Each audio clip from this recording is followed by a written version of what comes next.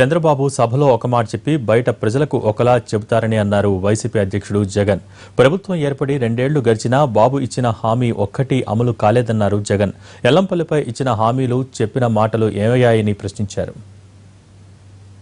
అధ్యక్ష, GO issue చేసింది వీళ్ళ ప్రభుత్వం, మళ్ళీ మాట్లాడేది వీళ్ళే. అధ్యక్ష, సభకు తప్పుదో పట్టించే అలవాటు కర్మ ఎవరికైనా ఉందా అని అంటే అది మాకు కాదు అధ్యక్ష. అటువంటిది చంద్రబాబు నాయుడు గారికి ఒక్కరికే అటువంటి అలవాటు ఉంది అధ్యక్ష. గతంలో కూడా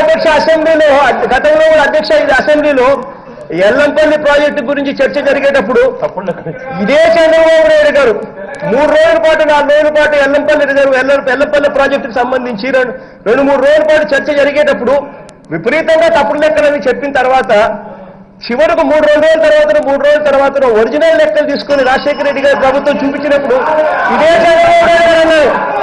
ఏమన్నారంటే తప్పుడు లెక్కలు చూపించడం మాకు అలవాటు అని చెప్పి చంద్రబాబు నాయుడు రెయిన్ గన్స్ కొనేందుకు 10 కోట్లు ఖర్చు పెడితే వాటిని వాడేందుకు రోజుకు 10 కోట్లు ఖర్చు పెట్టిన ఘనత చంద్రబాబుకే దక్కుతుందని అన్నారు వైసీపీ అధ్యక్షుడు జగన్. ఖరీఫ్ అయిపోయాక దీనిపై జీవో జారీ చేసి చరిత్రలో నిలిచారని అన్నారు బాబు. కరువు తొలగించేందుకు అనంతపురం జిల్లాలో రెయిన్ గన్స్ ఉపయోగించారని, అయితే 63 మండలాలు కరువుతో కళకళలాడుతున్నాయని అన్నారు జగన్.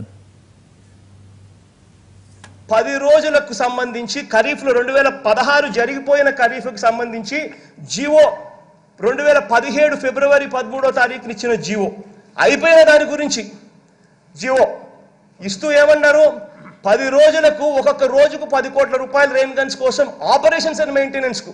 రెయిన్ గన్లు కొనడానికి 160 కోట్లు అయితే రెయిన్ గన్స్ను ఆపరేట్ చేయడానికి రోజుకు 10 కోట్ల రూపాయలు ఆ కంపెనీలకు ఇచ్చారు.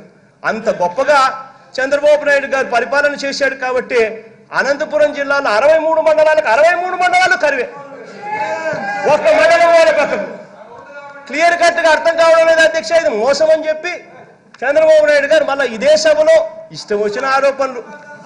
అధ్యక్ష, ఇక్కడ చంద్రబాబు నాయుడు గారికి అధ్యక్ష